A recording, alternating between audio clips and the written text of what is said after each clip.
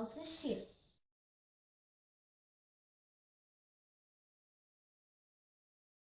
Ешкімге дәрігер болғым келеді.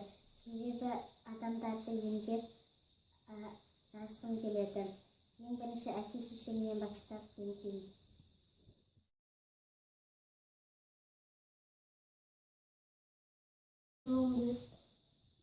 Әнші болғым келген себебі менің ағам сондай домбырамен өлең айтады. Соған ұқсағым келеді. Қайрат Нұртасқа. Балуан болғым келеді. Палуан жақта Қазақстанның атын шығарып чемпион болғым келеді. Мүдәулет деген бір досыммен күрестім. Ол мені жеңіп қайтадан шыққым келді.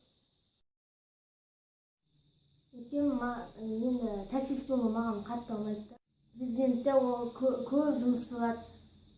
Ода әр жерде жүретін, артында машиналар жүреді. Ода да таксист болған артық қой. Президент болғым келеді. Елдің қамын ойлағым келеді. Бай болғым келеді. Нұрсұлтан Назарбаев сияқты. Кедей болмайды ғой.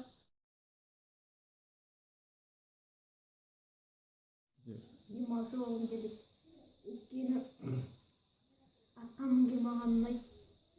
Нұрғатай деген. Қоян қойды ұрсай алмады.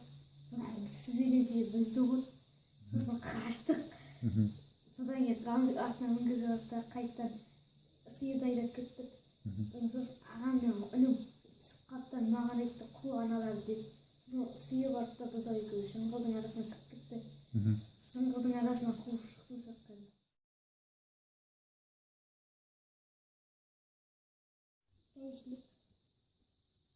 Машиналарды тоқтатып, ақша алып бай болғым келеді.